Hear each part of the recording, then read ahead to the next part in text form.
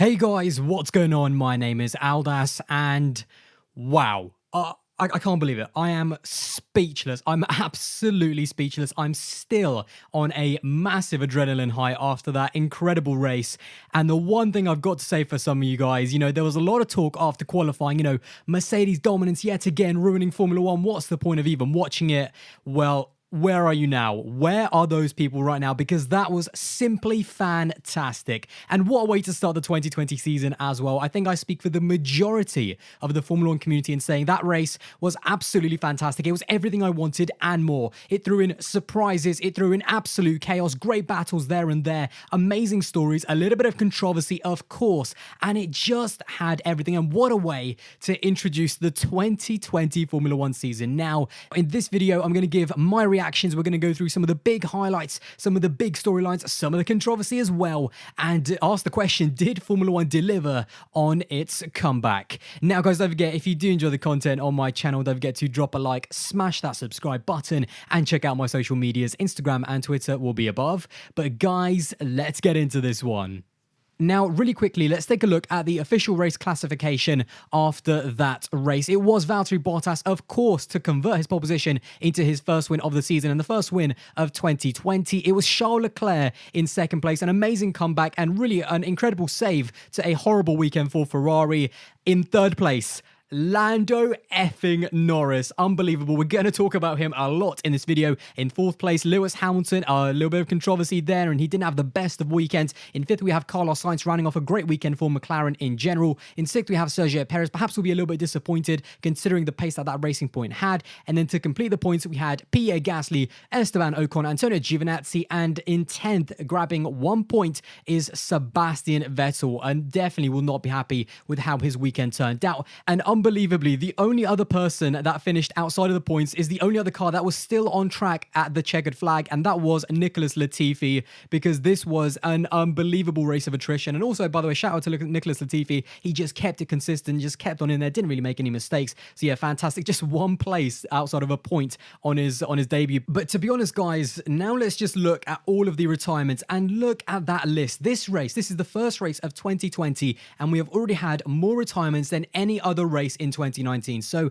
yeah, that just describes what kind of race we had. But yeah, let's just really quickly go through them. So we have in 12th and 13th and classified, although they did retire very late on, we have Daniil Kvyat and Alexander Albon. And then we have Kimi Raikkonen, George Russell, both of the Haas boys in Romain Grosjean and Kevin Magnussen, Lance Stroll, Daniel Ricciardo, and Max Verstappen was our first retirement of the day. And boy, guys, I mean, where do we even begin with that one? Let's just kind of start all the way up the top of the grid and talk about Mercedes, I suppose. A decent, obviously, weekend. Well, I mean, they won the race with Valtteri Bottas, and I think Bottas's performance actually has gone a little bit under the radar. He had a fantastic weekend and really came out guns blazing against Lewis Hamilton, of course, the championship favorite. And I mean, getting pole position on that Saturday. And in the race, he just looked absolutely cool, just never looked like he was under pressure. Perhaps he didn't have the raw pace of Lewis Hamilton. I mean, Lewis was definitely catching him after getting a very late penalty, actually, if you remember, to get a three-place grid drop. So that's going to be something I'm going to go into in a different video about the entire stewarding situation this weekend. But yeah, again, Bottas, he was caught up by Hamilton, but overall, I think the massive kind of surprises have really kind of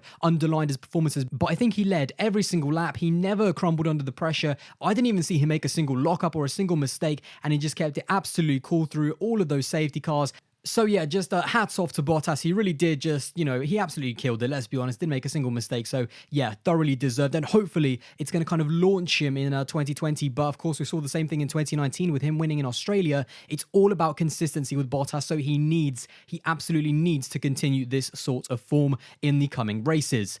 Now, further down the grid, I mean, there was just so many highlights. And I suppose let's also talk about Ferrari and the rest of the podium. Now, Ferrari had an awful weekend. Again, it's probably something I want to talk a lot more in depth in another video, but they had an awful weekend from start to finish. They were like the fifth or the fourth best team on the entire grid. So for Charles Leclerc, who started in seventh, I think it was, to get up to the podium finishes, I think it actually looks so much better than it actually was, because, when you look at the people that could have finished ahead of him, both of the Red Bulls had issues. Lewis Hamilton had a penalty, and also some of the other midfield guys like the McLarens, honestly, at some points of the races looked like they could easily hold their own against Leclerc. And of course, Sergio Perez also got a penalty as well. So yeah, Ferrari, this this, Leclerc did an amazing job. And this is the thing about being a great driver, not just a good driver, but a world championship quality driver. You need to be able to deliver in races where you're not expecting a good result, because that is what counts the most. So yeah, a great race by Charles Leclerc, but Ferrari seriously look in absolute trouble. But nevertheless, a good save, especially when you look at, Sebastian Vettel again having another spin. It was just another poor mistake by Sebastian Vettel. The classic spin. This is getting a little bit ridiculous in his final season. He said that he had massive troubles with the car. So yeah, overall, it was definitely his fault, the spin. He went into the move a little bit too late, and of course clashed with his replacement at Ferrari, Carlos Sainz. You just could not write it.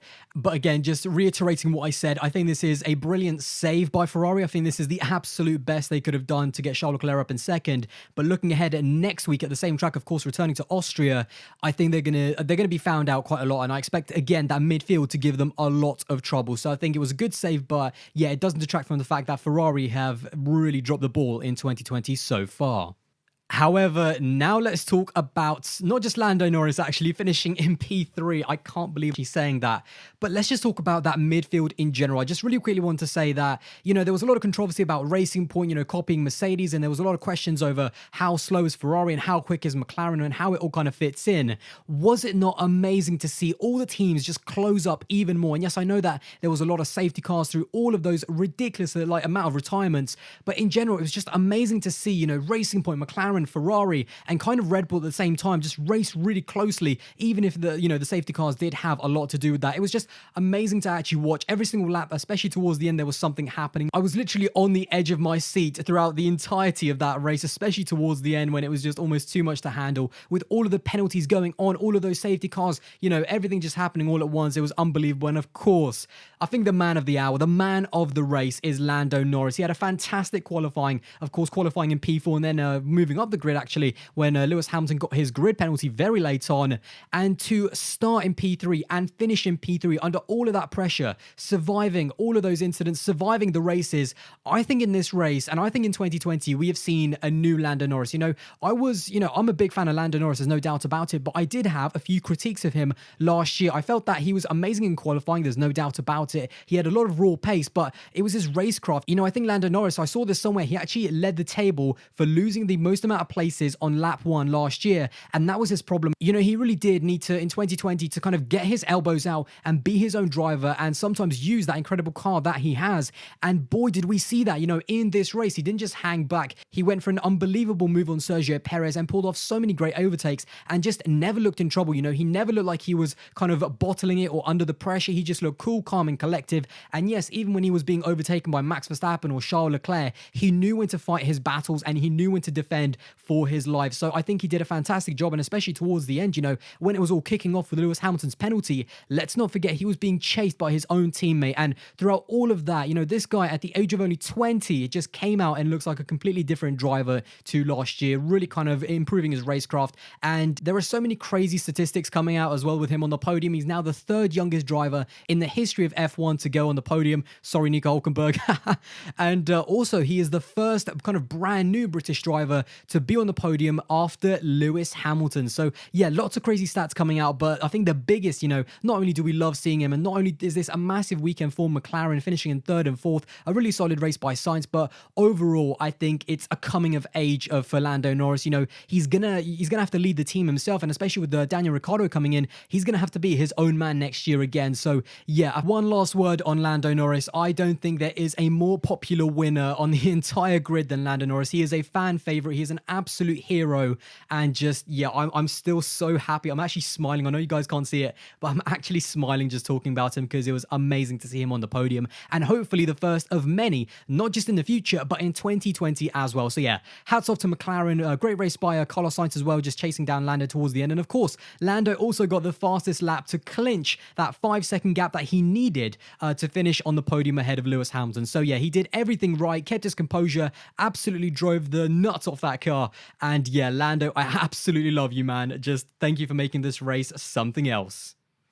Now, of course, one of the biggest worries going into this race was that Mercedes were going to run away with it. There's no doubt that they have built an incredible car, and a kind of congratulations to Mercedes. The guys over there did an amazing job once again. But yeah, Ferrari and Red Bull, they really did drop the ball, not only this weekend, but especially in this race as well, from kind of different sides. You know, Ferrari, obviously, as I mentioned earlier, brought out a really poor car. But in general, obviously, Red Bull, I mean, Max Verstappen, what effect could he have had on this race? He had a horrible, kind of heartbreaking reliability issue at the start of the race. The car was just constantly in anti-stall, and yeah, I mean, he tried to sort it out. He tried to come back into the pits, and considering how many safety cars there were, honestly, I do feel like Verstappen, if he got going again, I think he could have kind of got something out of this race. So yeah, it's even more heartbreaking, but it's not good enough from Red Bull. I said earlier, you know, I said that Red Bull need to use 2020 as an opportunity, and this reliability issue is something that they just did not need, especially to start their season in a track that they are so strong. And a lot of people online are saying, you know, Max Verstappen on that counter strategy could have had a big say in kind of the final result of this race, and I absolutely agree. So yeah, on a reliability front, it's definitely not something that they needed. They definitely dropped the ball, but overall it was a horrible race for Red Bull as well, because on the opposite side of the garage, Alexander Albon, I mean, oh my God, I feel so sorry for him. And yet again, it is the 6-time world champion, Lewis Hamilton. Just these two, for some reason, always seem to somehow collide. And it kind of ends up always with Alexander Albon off the podium. You know, this is Brazil 2019 2.0. And let's just get straight into the incident. You know, my kind of view on it. You guys have all seen it. And if you haven't, you know, go check out online or in the race highlights. Now, actually, really quickly, over on Twitter, I put up a poll. And if you guys don't follow me, then head over there just to see what people were feeling. Was it a penalty or was it a racing incident? And it was actually really interesting because 33% said that it was a racing incident and 67% said that it was a penalty. So a third said that it was a racing incident and 2/3 said that it was a penalty. Now, of course, Lewis Hamilton got a 5-second time penalty, which, to be honest, in terms of penalties, I think is about right. There was a lot of people saying that it should have been way more, but yeah, I think that would have been way too harsh. You know, it was a racing incident at the end of the day. It was kind of, you know, wheel-to-wheel racing, and yeah, I think Lewis just clipped him. And overall, I do think that the stewarding in this race was super inconsistent, as in, like, you know, not just in this race, but just in general with the Lewis Hamilton stuff before the race. And that's something, again, I'm going to go into later on in the week in another video. But yeah, in terms of the incident itself, in my view, it's so close. I think it's just one of those where they can either give it or not, to be honest. It was a really close incident. It wasn't 100% Hamilton's fault, and it wasn't, you know, like Albon was 100% in the clear, but I do understand why they gave it. When you look at Hamilton's onboard, there's actually nothing more that he could have done. And again, I go back to Mercedes not pitting, you know, their two drivers very late on in the race in that final safety car. If you look at Hamilton's onboard, he is fully kind of, he's got his wheel turned right completely. He cannot turn right anymore, and I think it's just Alex with way more traction that cuts across just a little bit, way in front, of course. His entire car is almost in front and just gets clipped and gets spun round. So yeah, another kind of reenactment of Brazil 2019. But again, it's one of those incidents. I think it can go either way. I totally understand why they would give it, because of course, you know, at the end of the day, it really did ruin Alexander Albon's race. But again, you know, the FIA were trying to kind of limit the amount of harsh penalties that they were given, you know, especially after Canada 2019.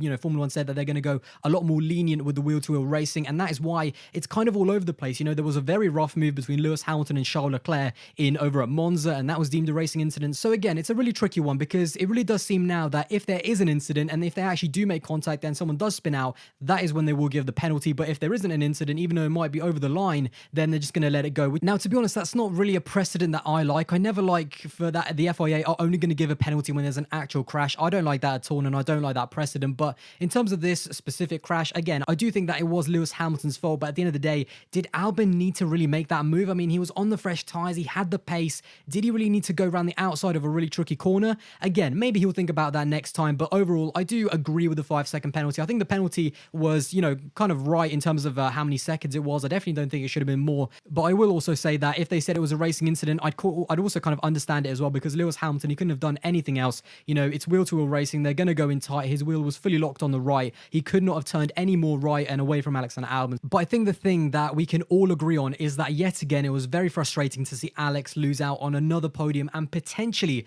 a race win as well, because in my mind, there's no doubt on that fresh tyre, he could have chased down Valtteri Bottas and won the Austrian Grand Prix. So again, next time with a bit more experience, would he maybe thought twice about going around the outside of that corner around Lewis Hamilton? I don't know. I suppose maybe that's, you know, we're going to have to wait and see, I suppose, because we are coming back there next week. So yeah, but again, let me know in the comments below what you thought, guys. Do you think it was, you know, the right thing to do to go around the outside? Do you think the penalty was fair? Let me know your thoughts in the comments below. So guys, and breathe. So the question I asked right at the beginning of this video, did Formula 1 deliver on its return?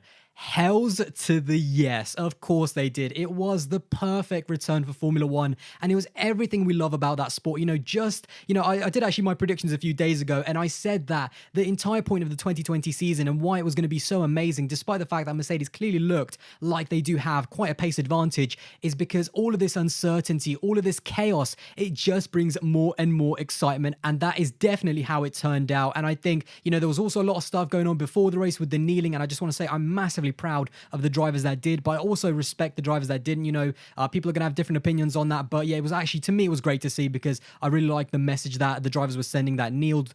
So yeah, that was also great to see. I like where Formula 1 is actually going in the future, and it just makes me feel really proud to watch Formula 1. It makes me proud to be a content creator. It makes me happy every single time we look forward to Formula 1, and wow, did Formula 1 deliver. And I cannot wait to come back to Austria next weekend in less than a week's time and to see these cars back out on track, because although I don't think it might be as a chaotic race, certainly the retirements were due to the fact that the teams are going to be rusty after this very long break, and despite us being in July, it's still the first race of the season, so of course the teams are going to be rusty. I certainly think that the teams are going to tweak their cars and find places where they can improve in terms of the performance and the race strategy, so I'm not expecting as a chaotic race next week, but nevertheless, I'm just as excited. And now, to be honest guys, I'm even more ecstatic and excited, and I cannot wait for the rest of this season. I need to shut up and I need to catch my breath because I'm just too excited right now. Anyway guys, there you go. That was my race reaction, looking at some of the big highlights. There was almost too much to talk about in this race reaction. I want to try and keep it compact